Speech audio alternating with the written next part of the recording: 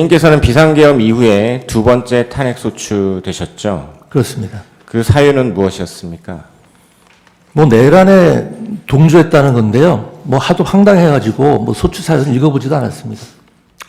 증인은 사전에 대통령이나 국방장관으로부터 비상계엄에 관한 준비나 필요한 조치를 지시받은 적 있습니까?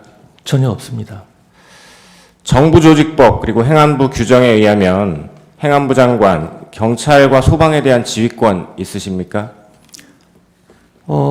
소방과 경찰에 대해서는 중요 정책 수립에 대해서만 지휘할 수 있는 권한이 있고, 소방과 경찰에 대해서 지시를 한다거나 지휘를 할 수 있는 권한은 일체 없습니다. 네.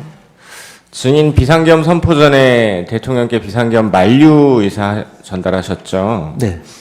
그리고 경찰의 출동에 관여하기는커녕 사전에 알지도 못했고, 심지어 조금 전에 말씀하신 것처럼 경찰과 소방에 대한 지휘권도 없는데 왜 국회에서 증인을 탄핵 소추했다고 보십니까?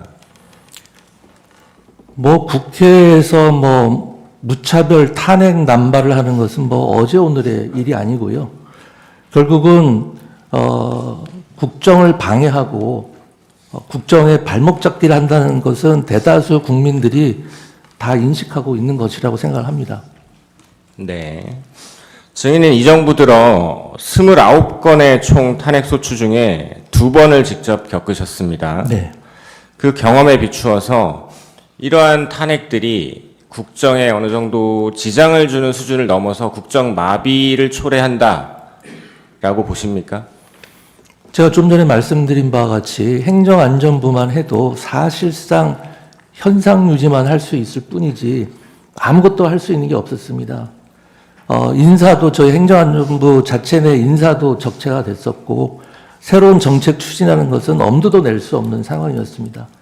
그런데 지금과 같이 동시다발적으로 총리, 감사원장, 방통위원장은 간신히 해소가 됐습니다만 중앙지검장, 그 밖에 특정인의 수사를 담당하던 수많은 검사들이 동시다발적으로 탄핵을 당하는 상황에서는 국정이 마비되지 않고 있다는 것이 오히려 좀 신기하다고 생각합니다. 네.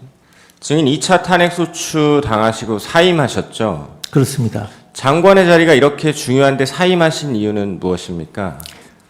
이 탄핵을 보통 당하게 되면 한 6개월, 반년 가까이 직무를 전혀 수행할 수 없게 되는데 제가 1차 탄핵 소추 기간 동안에 행정안전부가 얼마나 많은 기능의 장애가 있었고 고통을 당했는지 그리고 국정에 얼마나 많은 피해를 주고 결국 그 피해가 고스란히 국민들에게 돌아간다는 것을 너무나 잘 알고 있었습니다.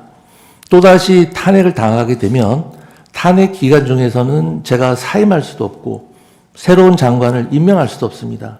또다시 6개월이라는 반년이라는 긴 세월을 국정에 공백이 초래될 수밖에 없는 상황을 제가 다시 초래할 수는 없었습니다.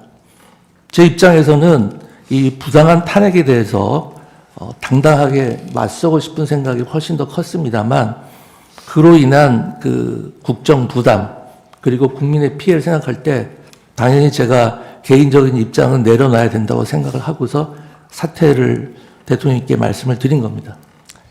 네.